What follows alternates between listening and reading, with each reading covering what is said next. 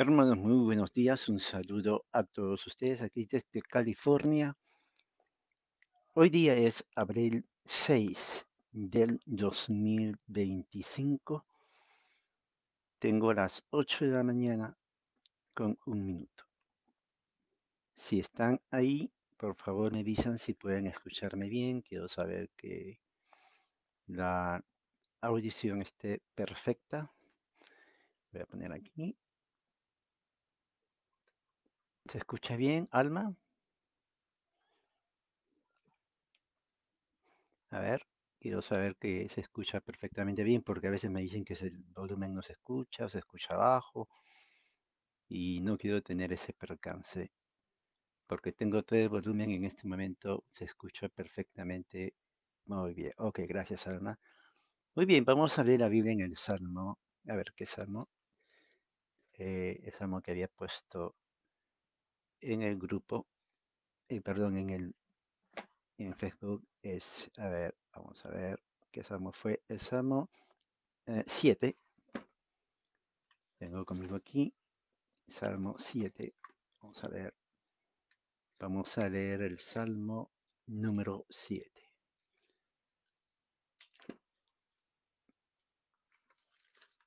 Ok, ya lo encontré. Salmo número 7. Tengo la versión de las Américas. Si usted me está escuchando, tiene otra versión, no hay problema. Si tiene la Reina Valera, también. Muy bien.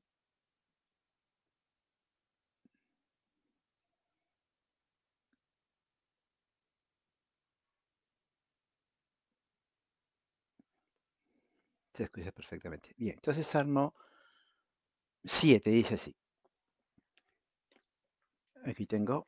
Ok, vamos a leer. Dice, oh Señor, Dios mío, en ti me refugio.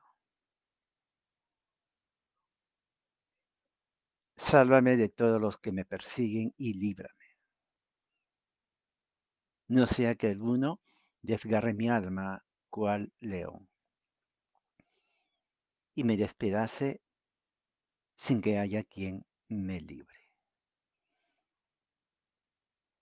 Oh Señor, Dios mío, si yo he hecho esto, si hay en mis manos injusticia, si he pagado con el mal al que estaba en paz conmigo, o he despojado al que sin causa era mi adversario, que persigue el enemigo mi alma y la alcance, que pisotee en tierra mi vida y eche en el polvo mi gloria. Selah. Levántate, oh Señor, en tu ira, álzate contra la furia de mis adversarios. Y despiértate en favor mío, tú has establecido juicio. Que te rodee la asamblea de los pueblos y tú en lo alto regresas sobre ella. El Señor juzga a los pueblos. Júzgame, oh Señor, conforme a mi justicia y a la integridad que hay en mí. Acabe la maldad de los impíos, más establece tú al justo. Pues el Dios justo prueba los corazones y las mentes.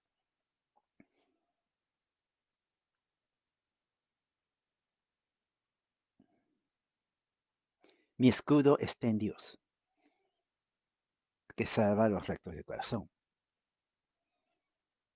Dios es justo, juez, y un Dios que se indigna cada día contra el impío. Este es muy bueno. Voy a agarrar aquí a ver dónde está mi marcador, porque me gusta esto. Ya lo encontré.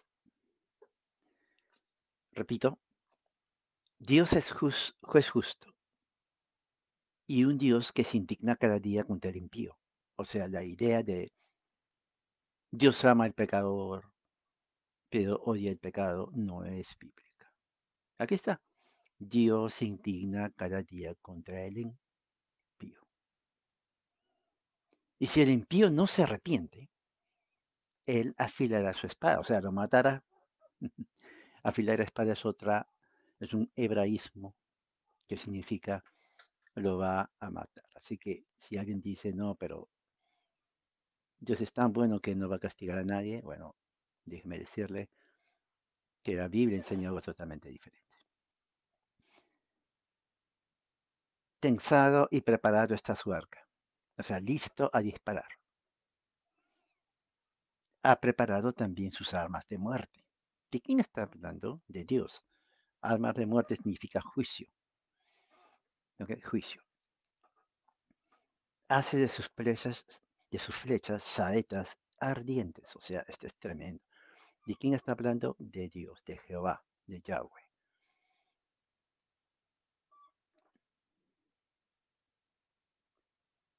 He aquí, con la maldad sufre dolores, y concibe la iniquidad y da a luz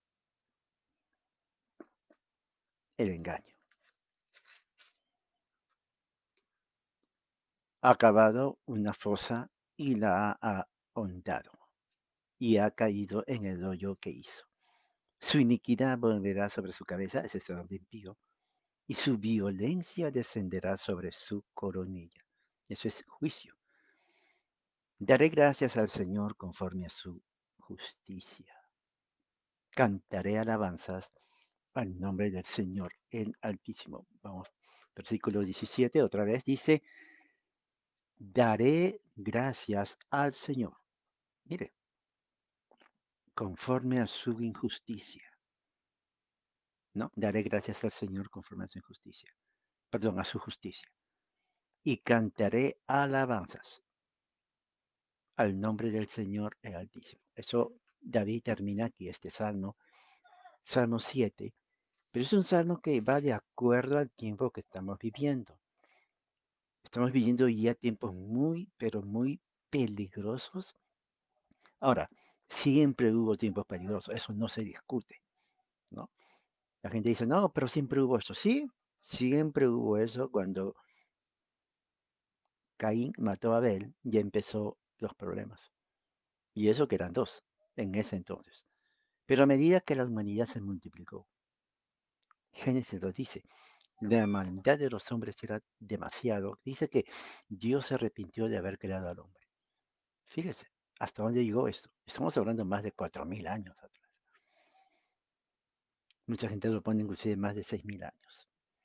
Pero sea el tiempo que sea, la maldad del hombre aumenta a medida que se multiplica la humanidad. O sea, cuanto menos humanidad, la maldad está ahí, pero no se siente mucho porque son pocos. Pero a medida que crece la humanidad, hoy en día somos 8 con B de burro, billones de habitantes en el mundo. Significa que la maldad se siente más, porque hay más gente. ¿Me está entendiendo? Cuanto más gente, se siente más, porque hay más gente. Cuanto hay menos, se siente menos, pero los crímenes son lo mismo. Hoy en día ya no es como en el tiempo de Abel, como en el tiempo de David. Hoy día es armas nucleares que pueden borrar una nación entera en menos de 5 minutos. ¿Sabía usted eso? Con 3 bombas se elimina naciones enteras. Mucho peor que la bomba que se cayó en Hiroshima y Nagasaki. Eso para que se den cuenta la maldad y el alcance mortífero destructor de lo que está pasando ahora. En este momento que estamos aquí, el mundo está así, de una destrucción total. Y no exagero, eso lo saben todos. No hay necesidad de ser profético y nada de esas cosas, no. Todo el que sabe geopolítica sabe que el mundo está así. Y cuando digo el mundo, me refiero a las naciones poderosas, toda Europa, China, Rusia y Estados Unidos, que son los poderosos. El resto no hace nada, no tiene poder, no lo va a hacer, no tiene recursos, simplemente van a recibir los efectos de eso. Así que la cosa está seria, ¿ok? Cuando David abre este salmo, Salmo 7, ¿no? Después que está siendo perseguido, está en un estado de depresión tremenda. En ese tiempo no había pastillas, no había psiquiatra, no había estudios de neurología, nada que ver con eso. En ese tiempo, en ese entonces, en el tiempo de David, era tan primitivo la sociedad que David tenía que confiar solamente en el Señor. No había nada, no había un doctor. David no había un doctor, como hoy en día. Usted tiene un problema, ¿no? Va a un doctor. Doctor, quiero hacer una cita con usted, estoy mal de la cabeza, necesito un psicólogo, psiquiatra, neurólogo, lo que sea. No había eso, no había. Entonces, dice David, mi alma, o sea, su estado está angustiada, ansiedad tremenda tenía David. Y la ansiedad mata, se le sube la presión, le da diabetes, tiene problemas cardíacos, le afecta todo el cuerpo. Eso es la ansiedad. Sáname porque mis huesos se estremecen. O sea, oiga, síntomas de problemas de depresión que afectan los órganos internos, páncreas, hígado, riñones, intestinos, ¿no? Son problemas crónicos emocionales. Cuando dice mis huesos tiemblan, literalmente estaba en un problema grave, David. Mi alma está angustiada. ¿Hasta cuándo, Señor? Obviamente, ¿hasta cuándo? Vuélvete, rescata mi alma, sálvame por tu misericordia. Esas son palabras literales. David estaba muriendo de depresión. No sabía qué hacer, estaba volviendo prácticamente loco. Cansado estoy de mis gemidos. Eso es depresión. Llorar, no tenía aliento de vida, absolutamente para nada. Cayó en estado depresivo, maníaco depresivo se llama eso. Todas las noches inundo. Oh, perdón, estoy leyendo Salmo 6. Me pasé. Pero más o menos es similar al Salmo 7. Me confundí con los salmos. Pero, por ejemplo, en el Salmo 7, versículo 1 dice, Señor Dios mío, en ti me refugio. No había pastillas. Entonces, la única solución para David es acudir a Dios en oración. Dice, sálvame, ¿no? Sálvame todos los que me persiguen, de todos los que me persiguen, y líbrame. No sea que alguno desgarre mi alma, cual león, y me despedace sin que haya quien me libre. David tenía cantidad de enemigos. David tenía cantidad de enemigos. O sea, cuando uno estudia la vida de David, es fascinante. Yo estudio la vida de David no solamente en los Salmos, sino también, por ejemplo, en Primera de Samuel, en Primera de Reyes, eh, Segunda de Reyes, Crónicas, y uno encuentra tantas cosas fascinantes de cómo él sufrió y cómo en ese sufrimiento, persecución, lo odiaban a muerte, igual que a Pablo. Su refugio de ellos era simplemente fe en el Señor. No había otra opción. La otra opción tal vez sería quitarse la vida, porque humanamente hablando, ellos tenían una gran justificación para decir, ¿para qué voy a vivir si todos me odian? ¿Entiende? Pablo también tenía que haber dicho, ¿para qué voy a ser apóstol si todos me odian? Nadie acepta mi mensaje, mejor me muero, mejor me quito la vida. ¿No? Bien, entonces vamos a dejarlo ahí. Hay mucho que reflexionar acerca de los salmos. Un día voy a dedicar para estudiar temas importantes de la vida de David y de los salmos, de que nos van a ayudar en nuestra vida emocional y mental, porque eso es lo que está pasando. Millones y millones de personas en todo el mundo tienen problemas mentales, emocionales, de depresión, de angustia, que no saben qué hacer. Esa es la verdad. Bien, vamos a hacer una oración. Padre, gracias en esta mañana. que cuando escuchemos, estudiemos tu palabra, podamos nosotros aprender. Abre la mente, el corazón de los que escuchan en el nombre de Jesús. Amén. Muy bien. Vamos a abrir la Biblia ya, hermanos, que se agregaron. La hermana Loreta, la hermana Juana Fuentes y otros más. La hermana, mi sobrina Marita, nuestro hermano Edward. Vamos a leer la Biblia en Primera de Pedro 1, capítulo 1. Primera de Pedro, capítulo 1. Vamos a leer versículo del 1 hasta el 4. Puse ahí del 1 al 2, pero es 1 al 4.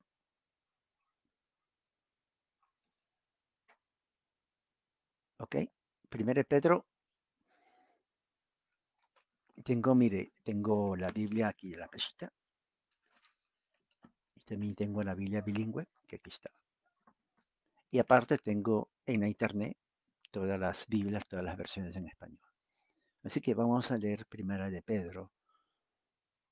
¿Ok? Primera de Pedro, capítulo 1, del 1 al 4. Voy a leer entonces aquí. Dice así. Pedro, apóstol de Jesucristo, a los expatriados de la dispersión en el Ponto, Galacia, Capadocia, Asia y Bitinia, elegidos, según el previo conocimiento de Dios Padre, por la obra santificadora del Espíritu, para obedecer a Jesucristo y ser rociados con su sangre. Que la gracia y la paz os sean multiplicadas. Bendito sea el Dios y Padre de nuestro Señor Jesucristo, quien según su gran misericordia nos ha hecho nacer de nuevo a una esperanza viva, mediante la resurrección de Jesucristo de entre los muertos, para obtener una herencia incorruptible, inmaculada y que no se marchitará, reservada en los cielos para vosotros. Amén. Hasta ahí nomás. Bien, este es un texto, como dice, es una primera carta que el apóstol Pedro escribe. Ahora, ¿quién escribe? Ahí lo dice, escribe a las iglesias que están en Asia Menor. Cuando usted hace Google y pone, por ejemplo, Asia Menor y busca las ciudades de Ponto, Galacia, Capadocia, Asia, ahí dice Asia, Bitinia, son ciudades que están en el Asia Menor, que Pablo fue a predicar ahí. Cuando Pablo viaja a Asia, él lleva el mensaje a Galacia, porque hay una carta, ¿no? A los Gálatas, ahí está. También de ahí en Galacia está cerca el Ponto, Capadocia, ahí dice Asia inclusive, mira, menciona la región de Asia. ¿Y qué más dice? Y dice Bitinia, ¿no? Dice Bitinia. O sea, quiere decir de que el, Pedro tenía en mente a, a los cristianos que habían recibido el mensaje cuando el apóstol Pablo viaja en sus viajes a Asia, según el libro de los Hechos, ¿no? Él lleva el mensaje y las iglesias comienzan a formarse. Las primeras iglesias gentiles. Si alguien le pregunta cómo se expande el cristianismo, bueno, por las iglesias gentiles que Pablo lleva. Y ahí se va toda Asia, todavía no llega a Europa, aunque después Pablo va a España, ¿no? Dice Pablo va a España y ahí se va repartiendo para Italia. Mire, entra Europa, primer siglo, y todas las regiones de alrededor. Bien, entonces, ¿qué es lo que nos está diciendo? Pedro, apóstol de Jesucristo, escribe a los cristianos en Asia. Ahí están las ciudades, en todos, porque Asia implica todo. Lo que esa carta es para los cristianos gentiles en Asia. ¿Ok? Eso que tenga en cuenta usted bien para que conozca y vea de que la primera carta de Pedro es a los cristianos que están en Asia. Hoy en día algunas regiones de Asia son ortodoxos, iglesia ortodoxa en la actualidad, pero otros están bajo la jurisdicción del Islam, del Islam. Bien, versículo 2 dice, según somos elegidos, porque ahí dice elegidos, ¿no? Entonces, en esta Biblia dice, eh, mediante que fueron escogidos. ¿Bien? Aquí dice escogidos. Elegido, escogido es lo mismo. Elegir, escoger. ¿Cómo los elige? Ahí dice, fueron elegidos, dice, según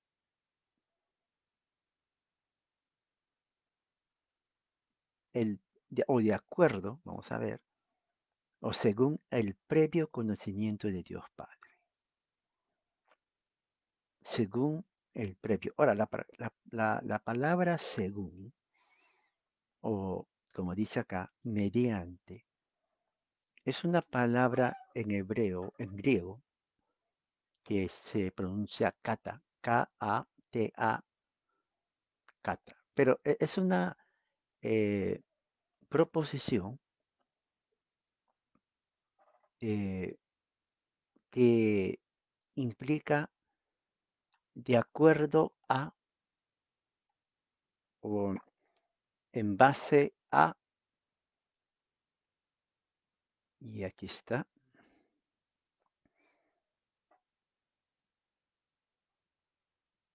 dice a los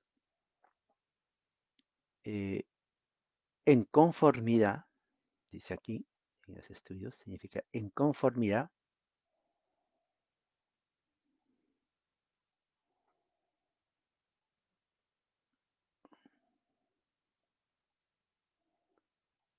voy a poner aquí, ok, en conformidad a algo. En este caso está diciendo, somos elegidos en conformidad, ¿no?, al previo conocimiento de Dios Padre. ¿Qué quiere decir al previo conocimiento? Bueno, previo conocimiento implica un conocimiento anterior. ¿Cuál es la referencia? Cuando se hace previo ¿a qué? Tiene que haber una referencia. Bueno, dice, según el previo conocimiento de Dios Padre. La referencia es la creación. Antes que Dios cree al hombre, según lo que dice Pedro, Dios ya sabía lo que iba a suceder. Y es lógico, no hay que ni siquiera que demostrarlo. ¿Por qué? Porque por eh, evidencia intrínseca, Dios sabe todo. Dios es omnisciente. Porque eso es la naturaleza de Dios. O sea, esperar que Dios no sepa, entonces ya no es Dios. ¿Ok? Por definición, Dios sabe todo. Quiere decir, no tiene un inicio de haber aprendido algo. Por ejemplo, nosotros, el ser humano, para que sepa algo, tiene que ir a la escuela, tiene que educarse, ¿no? Vamos a la escuela, no sé a qué año le llevaron a usted a la escuela, pero generalmente entre los 4 o 5 años ya lo llevan a la escuela. Y en la escuela le enseñan el abecedario, fundamental para el desarrollo cognitivo de la persona, conocer las letras A, B, C, D, ¿no? E, F, G, todas las letras y memorizarlas todos los días en la casa y en la escuela. A, B y conocer las letras, ¿no? Hay que conocer las letras. Los números, por ejemplo. Eh, ¿Qué número es? 1, 2, 3. Cuanto más números el niño aprenda, mucho mejor su capacidad cognitiva. Eso es así. Por eso que hay muchas naciones que son altamente educadas, porque a los niños se les educa, ¿no? A diferencia de otras naciones en donde no hay énfasis en la educación y hay una alta tasa de analfabetismo y también de iliteratos, porque no han ido a la escuela, no se le educó. Entonces al niño hay que educarle desde temprano a conocer todo el abecedario de memoria y las letras, y que expanda su conocimiento numérico, no solamente del 1 al 10, sino 20, 30, 50, 60, del 1 al 100. Un niño que a los 5 años puede memorizar y decir del 1 al 100 es una mente prodigia. Y no es que es un milagro, es la educación. Cómo usted puede educar, estimular, ¿no?, esas neuronas que están frescas en la mente de los niños para que puedan esas neuronas fortalecerse con el continuo ejercicio de la repetición y la memorización. Para los 6 años el niño es un genio, porque ya sabe la relación entre números y palabras. Por eso cuando usted lleva a su hijo al doctor, una de las preguntas que el doctor hace es: ¿cuántas palabras dice el niño? Así le dice a todos los padres. Mi hijo dice 2 palabras. ¿Cuáles? Mamá y papá. ¿Nada más? No. Bueno, tiene que enseñarle más. Pero si a los 10 años regresa y dice: señora, ya tiene 10 años, sí que bien. ¿Cuántas palabras dice su hijo? El doctor descubre, pero sigue diciendo 2 palabras. ¿Cómo 2 palabras? Mamá y papá. ¿Ya no dice nada más a los 10 años? No, doctor. Yo creí que era suficiente que aprenda mamá y papá. Oye, eso es terrible. A los 10 años que diga mamá y papá hay un problema en ese niño. Bueno, es igual con la eh, mentalidad dentro del cristianismo. ¿Ok?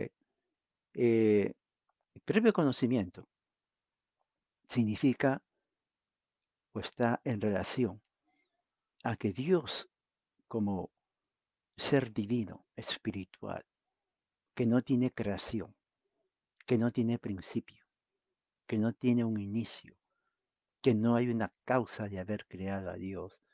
Él sabe todo lo que va a pasar en el futuro, porque es el creador de todo. Él creó el universo, sabe lo que hay. Él creó las cosas que hay en la tierra, al hombre, animales, vegetación, todo lo que tiene que ver con la vida, Él lo creó. Sería totalmente fuera de la definición de Dios una contradicción decir, bueno, Dios creó, pero no sabe mucho. ¿Me está entendiendo? Si yo creo algo, un arquitecto crea algo, bueno, el arquitecto sabe, ¿no?, cuánto de material se va a usar, qué grande va a ser, cuánto tiempo va a durar, una aproximación, porque es un arquitecto. El arquitecto tiene que proveer un plan de trabajo. Mire, este es el plan, 6 meses, todos los recursos que necesito son estos, necesito mano de obra, necesito esto. Y aquí está el plan. O sea, él sabe. Si le preguntan, oiga, ¿cómo va a hacer esto? Bueno, esto se va a hacer así, porque él sabe. ¿Qué se espera? Esto se puede hacer en 3 semanas. O sea, si eso hace un arquitecto porque conoce, imagínase Dios, que es perfecto. O sea, cuando dice, según el previo conocimiento de Dios, está diciendo, antes que Dios cree la tierra, Él ya sabía. Mire, ¿no? Pablo lo dice también más adelante en la carta de Efesios. Entonces la pregunta desde el punto de vista humano es, ¿cómo vas a ver algo que no existe? Bueno, porque es Dios. Así, no nada difícil por ahí. Si aceptamos que Dios es un ser perfecto, bueno, entonces que, y no solamente perfecto, poderoso, no hay nada imposible para Dios. La Biblia misma lo dice, porque no hay nada imposible para Dios. Él llama las cosas que no son como si fueran. Mire, entonces dentro de toda esa descripción de Dios, cuando Pedro dice, Él nos eligió según su previo conocimiento, lo que está diciendo, antes que fuéramos creados, Él ya nos eligió. No solamente eso, Él ya nos conoció. Increíble, ¿no? Para la mente humana mortal, limitada, ¿no? Es ah, imposible de pensar algo así. Pero cuando dice según el premio de conocimiento de Dios, está diciendo el conocimiento antes de la creación. Él ya nos conoció y Él nos eligió. ¿Qué le parece? Los amigos arminianos dicen, bueno, Él nos eligió porque sabía quiénes iban a creer en Él. Bueno, como Él sabía quiénes iban a creer en Él los elige. Pero no, no es así, porque si fuera así, lo que está diciendo entonces es que el hombre decide su salvación, cuando la Biblia dice que la salvación viene de Dios, de principio a fin. El hombre no decide su salvación en el sentido de que él si quiere creer, si no, no, sino Dios los elige. Ahí dice, según el previo conocimiento antes de la creación, Dios elige quiénes van a creer en Él. Eso es. Y como Él sabe quiénes van a creer en Él, porque Él los elige, entonces una vez que ya está creado todo, los que Él elige creen en Él. ¿Se dan cuenta? Lo que Él elige creen en Él. Y dice, ¿cómo? A través de la obra santificadora del Espíritu. Ahora, bien interesante, porque la palabra obra no está en el original. Lo que se tiene que leer es por la santificación del Espíritu. Pero santificación es un sustantivo. O sea, quiere decir que el Espíritu Santo santifica, trabaja.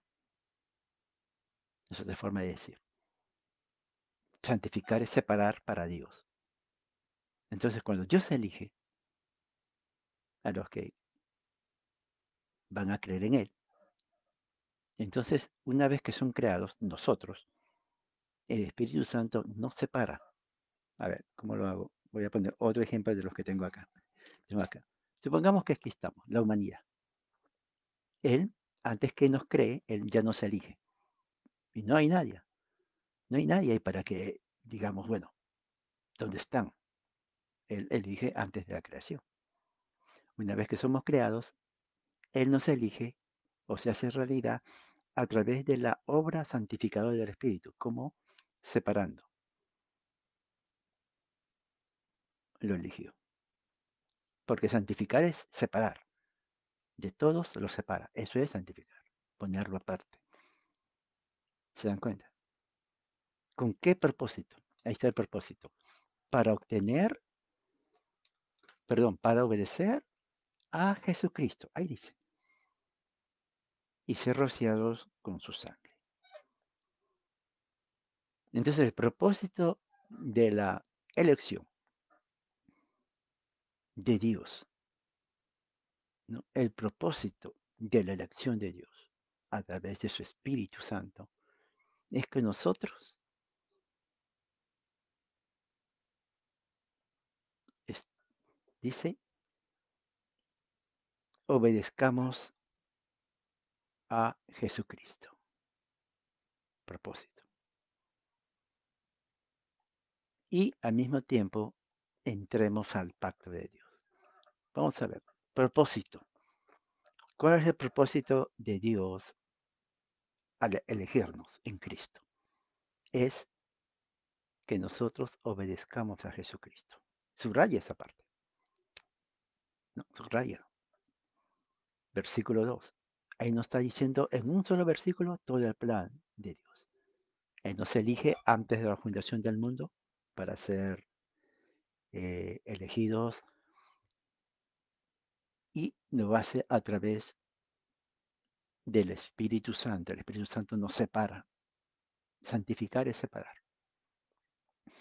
Otra cosa muy importante es propósito.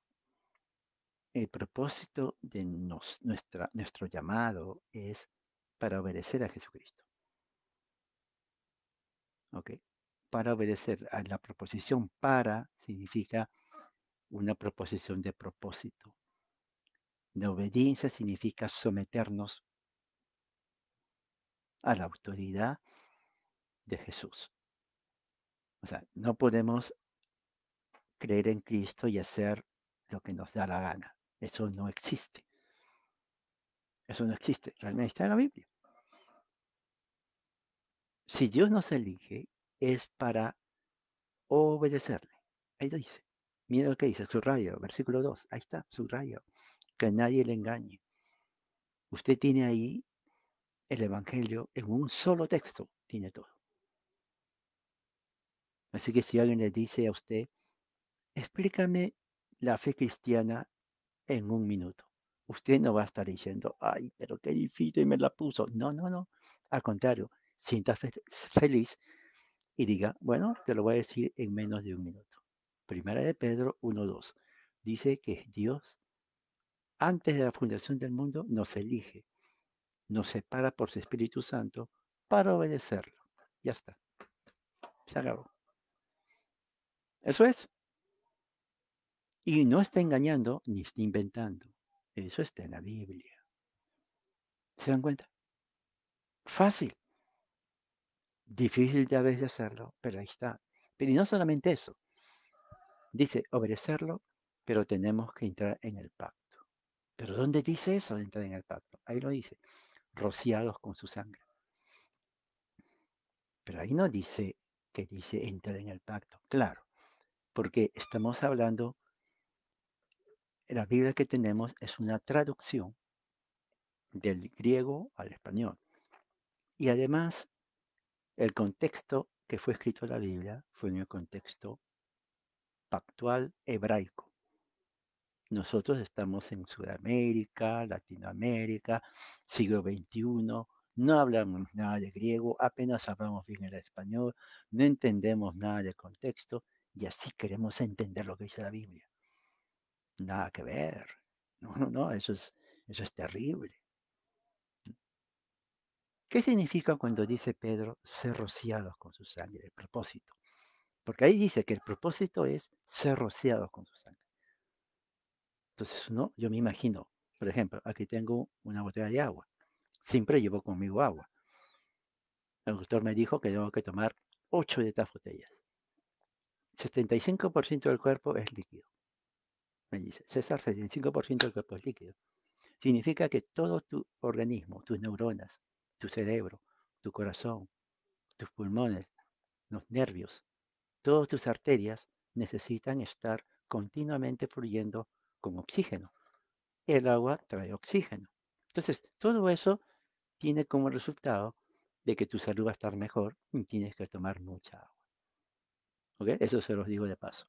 Bien, propósito dice acá, ser rociados.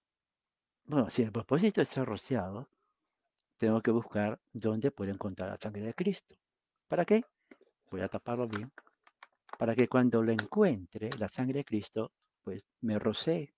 Por ahí dice ahí, somos para obedecer a Jesús y ser rociados con su sangre. Bueno, tengo que rociarme con su sangre, ese es el propósito. Pero eso es imposible. Uno, no hay sangre de Jesucristo física. Dos, no se refiere a eso literal. Entonces, ¿a qué se refiere cuando dice ser rociados con Jesucristo? ¿A qué se refiere? Bueno, ah, se refiere Turquía, exactamente, está bajo el Islam. Sí, sí, exactamente. Muy bien, Eduardo. Eh, Ser rociado significa, para poner en contexto, cuando uno entraba en un pacto, por ejemplo, si usted lee Génesis 12:15, cuando Dios hace pacto con Abraham, siempre le va a decir, trae un cordero, sacrifícalo. Derramamiento de sangre. Cuando se derrama la sangre al animal, la sangre simboliza el pacto, porque sin derramamiento de sangre no hay perdón de pecados. Dentro del concepto religioso, para que uno esté bien con Dios, en el tiempo de Abraham, por ejemplo, la sangre significaba que está muriendo en nuestro lugar y está aplacando la ira de Dios. Por lo tanto, nuestras faltas y pecados Dios los perdona, están cubiertos, mejor dicho. Porque si no morimos, alguien tiene que morir por nosotros. El concepto federal, sustitucionario. Bueno, eso es entrar en el pacto con Dios. Hay un pacto. Cuando se tenían que comprar propiedades, se tenían que firmar documentos con la sangre. Significaba si tú rompes ese convenio, lo pagas con tu vida. Esto es serio. Cuando Pedro dice, somos santificados por el Espíritu para obedecer a Jesús, eso se entiende, tenemos que obedecer. Y ser rociados con su sangre. Ellos entendieron lo que está diciendo Pedro, no es ser rociados literalmente porque no estaba Jesús, así que es imposible que esté, sino entrar en un pacto con Jesús.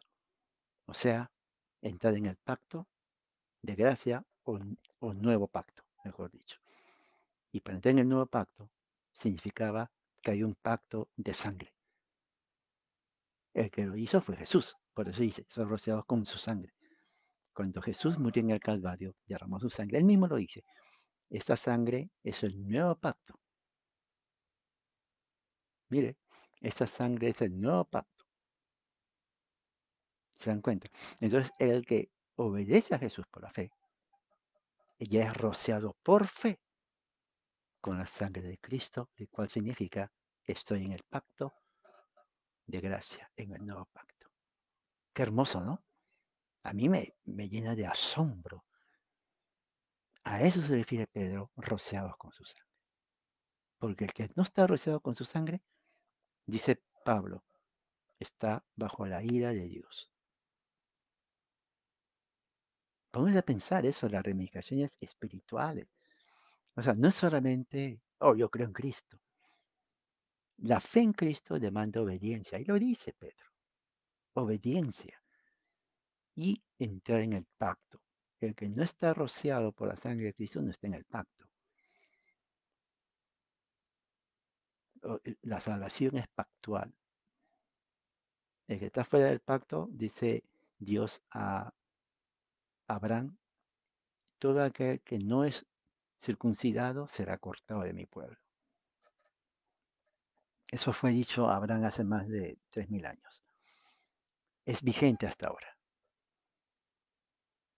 Hermano, pero ¿es vigente hasta ahora? Sí. Pero ¿cómo va a ser posible? Estamos en el tiempo de la gracia. Mucha gente entiende mal. No sé quién les enseñó o de dónde sacan esa idea errada. Oh, estamos en la gracia, no en la ley. No, lamentablemente, tal vez tuvieron malos profesores o maestros. Porque estar bajo la gracia no implica no obedecer. Estar bajo la gracia, y lo dice Pedro, mire, es obediencia. Y se obedece la ley de Dios. Mira lo que dice Gálatas capítulo 3. Dice, los que son de fe, dice Pablo, son hijos de Abraham. Ahí está. Gálatas 3, 7. El 6 dice, Abraham creyó a Dios y Dios le contó como justicia su fe. Por lo tanto, los que son de fe, o sea, en Cristo, somos hijos de Abraham. ¿Se dan cuenta? Hijos de Abraham.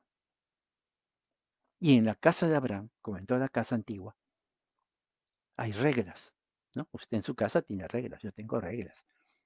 Si alguien mira mi casa, dice, bienvenido, siéntese, muy bien, mira aquí las reglas son estas. Dormimos a las 8 de la noche, nos levantamos 5 de la mañana. Si le gusta mi regla de mi casa, bienvenido, si no, puede irse, porque esa es la regla de mi casa. Hay otros que dirán, bueno, aquí dormimos a la hora que nos da la gana y nos despertamos a la hora que nos da la gana. Esa es la regla de mi casa. Cada casa tiene diferentes reglas, ¿no? Aquí comemos 3 veces al día. En otra casa, una vez al día. ¿Dónde se va a quedar? Cosas, son ejemplos. O sea, en la casa de Abraham había reglas. En la casa de Abraham las reglas eran puestas por Dios. Y una de las reglas era la señal del pacto, ¿no? ¿Estás en mi casa? Sí, Abraham, estoy en tu casa. Bien, aquí. ¿Tienes hijos? No. Ok, pero si tienes hijos, la regla de mi casa es, a los 8 días se le da de nacido el sello y señal del pacto. Oh, no sabía que era eso. Bueno, en mi tiempo era la circuncisión, pero en el nuevo pacto, el sello y señal es el bautismo. Bautismo, sí, pero así de niños, te digo, esta es la regla de mi casa. Dios dijo, a los 8 días, todo niño varón tiene que ser circuncidado. No hay que preguntarle si quiere ser cortado el prepucio o no. O que la mamá, el pobrecito, va a llorar 8 días. No, nada que ver. Dios dice, a los 8 días circuncidado. Pero en el caso tuyo, en Cristo, hay que bautizarlo. O sea, se salvó el niño. Ese es en mi casa. Tú estás en la casa de Abraham, que soy yo. Por la fe, creemos en Cristo. A los niños se les da la señal del pacto, que es el bautismo. Así lo hizo Dios. Esa es la señal. Por eso dice Pablo, los que son de Abraham son hijos de Abraham. O sea, están en mi casa. Aquí se cumple las leyes de mi casa que puso el Señor. ¿Ok? No hay que discutir eso, eso se acepta, porque así lo dijo Dios. Entonces, rociados en la sangre es un término pactual, de pacto, pactual. Entramos por la fe en Jesucristo al nuevo pacto, por su sangre. ¿Se dan cuenta la relación que ha rociado con su sangre? Es muerte de Cristo, entrar al pacto, símbolo de entrar al nuevo pacto. Y dice rociados con su sangre. Interesante, porque no dice bautismo con su sangre. Porque bautismo, muchos entienden, bueno, la etimología es sumergir. Sí, pero no es tanto el modo, sino el significado. Desde el principio de la iglesia comenzaba a rociar en el niño el agua por el bautismo.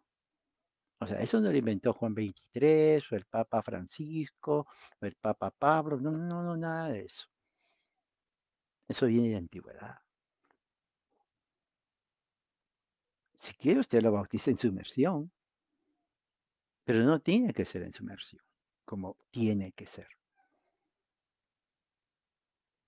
Con aspersión, niños de padres creyentes entran al pacto o al nuevo pacto, porque los padres son creyentes. Eso es mandato, ahí lo dice, para obedecer a Jesucristo, para obedecer a Jesucristo y para entrar al nuevo pacto. O sea, entramos al nuevo pacto, que es rociados con la sangre de Jesús,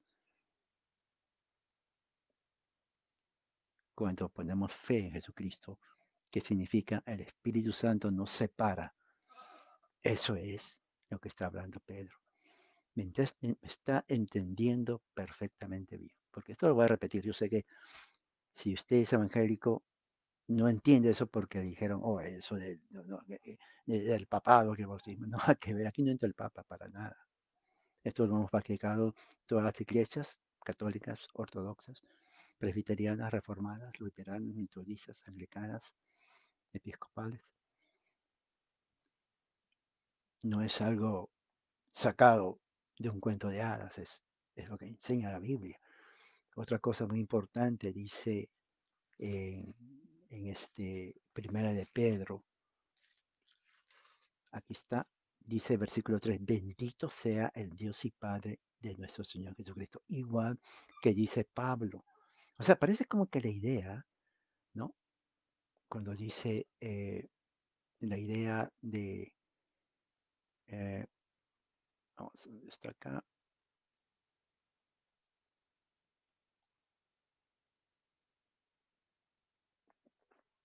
ok, a ver.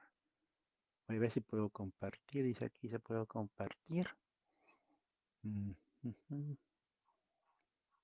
Hay una parte que vi aquí. ¿Dónde está? Eh,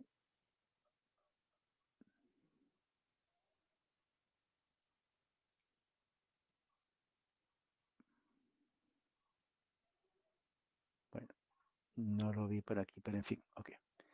Es que por aquí vi una parte donde dice que usted puede compartir la pantalla, pero ok, después lo veo, pero no perder tiempo. Bueno, dice sígame, versículo 4, perdón, 3, dice, bendito sea el Dios, mire, y Padre de nuestro Señor Jesucristo.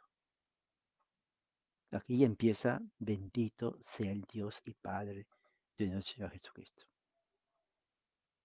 ¿Ok? Y vamos a ver aquí. eh,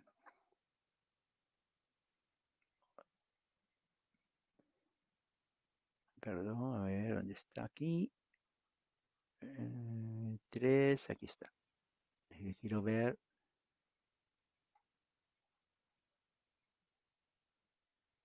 Ok. Bendito sea el Dios en... ¿dónde está? Interlink. Ok, ya agarré aquí la interlinear. Hebreos 1, 2, 3 dice... No, no es hebreo, es...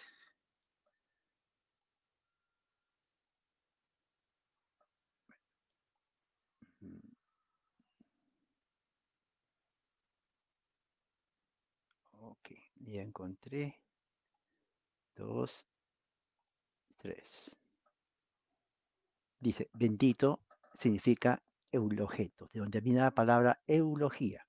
Sí, la palabra eulogía en español generalmente es cuando uno muere y dicen unas palabras para la persona que murió. Usted se pasa adelante y dice, bueno, yo conocí a tal persona y comienza usted a hablar viendo a la persona que fue mía. Es una eulogía. Bueno, eulogía es una palabra griega. Recuerde que español es lleno de palabras griegas. Viene de la palabra eulogetos, que significa hablar bien. Son dos palabras que significa hablar bien, dar alabanzas, generalmente a Dios, una eulogía. Pero también en el aspecto, digamos, humano, de una forma de honrar a una persona. Por ejemplo, cuando muere un presidente, claro, no todos los presidentes solo los quieren, pero cuando muere un presidente le dan una eulogía. O sea, hablan bien del presidente, ¿no? Sus partidarios más que todo. Eh, Eso es elogio, hablar bien. En este caso también se traduce como bendición, porque bendición son dos palabras. Bien, dición es decir bien. O sea, bendición es una conjugación de dos palabras, decir bien o hablar bien de alguien, bendecir. Eulogiar es lo mismo, es también hablar bien de alguien, bendecir, similar. En este caso, el sujeto es Dios, ¿no? Bendecir al Dios y Padre de nuestro Señor Jesucristo. Fíjese, ¿no? Que de acuerdo, dice, a quien, según su gran misericordia, nos ha hecho nacer de nuevo. De ahí viene la palabra nuevo nacimiento. Ahora, de acuerdo, otra vez la preposición kata. Kata, K-A-T-A, es una preposición, significa de acuerdo o en concordancia a su gran misericordia. El leo significa misericordia, de donde también se puede poner la palabra gracia de él, ¿no? Habiéndonos, que está en un auditorio participio, significa ¿no? Activo, nos ha hecho renacer o nacer de nuevo. Anagénesis. Anagénesis significa nacer de nuevo. ¿Okay? La palabra griega anagesa es un verbo que está en el aoristo participio que quiere decir que nos ha hecho nacer de nuevo. Eso es lo que significa, ¿no? A una esperanza viviente a través de la resurrección de Jesús, de los muertos. Ahora, la idea es esta, que en la primera parte, el apóstol Pedro habla de la muerte de Jesús, que por su muerte entramos al pacto cuando creemos. Ese es uno. Y dos, que por la resurrección de Jesús, nosotros somos hechos nacidos de nuevo espiritualmente. Ahí lo dice, versículo 3, ¿no? En el español, ¿cómo dice en el español? Dice, en su gran misericordia nos ha hecho nacer de nuevo. Eso es correcto. La traducción es correcta en la Reina, perdón, en la Biblia de las Américas. ¿Qué dice la Reina Valera? Vamos a ver qué dice la Reina Valera. Voy a buscarlo. La Reina Valera del 60. Aquí está. Dice la Reina Valera 60. Por su gran misericordia nos hizo renacer. Ya, es lo mismo. Puso la palabra renacer, que significa nacer de nuevo. Sí, está bien, ¿no? La palabra de Dios es anagenesis, ¿no? Que significa nacer otra vez o regenerar, ¿no? O regenerar o dar nacimiento otra vez. O sea, desde el punto de vista espiritual, eso es lo que está diciendo Pedro, ¿ok? Bien, voy a terminar aquí entonces. Eso es un tema muy, pero muy eh, interesante, porque eso sigue, ¿ok? Esto sigue. Pueden leer después de aquí, pueden leer en su casa todo el pasaje, porque dice en el 4, para obtener una herencia corruptible. Fíjese, para obtener una herencia corruptible. O sea, la razón de que entramos en el pacto por la muerte de Cristo y la razón que somos nacidos de nuevo por la resurrección de Jesucristo es para obtener una herencia, versículo 4, incorruptible, inmaculada, que no se marchitará, que está reservada en los cielos para nosotros. O sea, si se pone a pensar, esa esperanza no está en la tierra, esa esperanza está, dice ahí, en los cielos, eso en los lugares celestiales. Ahora, esa es la esperanza que al cristiano le tiene que motivar a no estar en angustia y depresión. Porque a pesar de que el mundo alrededor desastre, es un desastre lo que estamos viendo, ¿no? Eh, hay guerras actualmente, millones están muriendo de hambre, corrupción. O sea, es terrible en muchas partes del mundo, hermano. Hay más rumores de guerra todavía, criminalidad. La justicia no sirve para nada porque muchos de ellos son los mismos delincuentes. Y uno dice, humanamente hablando, como dice el cómico, ¿quién podrá defendernos? ¿No? En realidad, nadie. En el aspecto total que uno espera. Pedro dice, nuestra esperanza está en los cielos. Bueno, el texto sigue, pero tal vez será para más adelante. Pero termino con esto, versículo 5, y solo podemos expandir la próxima semana. Somos protegidos por el poder de Dios. 5, mediante la fe para, ahí dice propósito, la salvación que está preparada para ser revelada en el último tiempo. Gloria al Señor. Hay mucho que desmenuzar de ahí, ¿no? Desmenuzar. Es como cuando el cirujano abre el cerebro y opera aquí.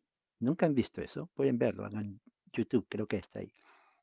Y con pinzas, y ahora con la tecnología de la inteligencia artificial en los robots, comienza a desmenuzar, así parte por parte, el cerebro. Es increíble, increíble, increíble. Bueno, así tenemos que desmenuzar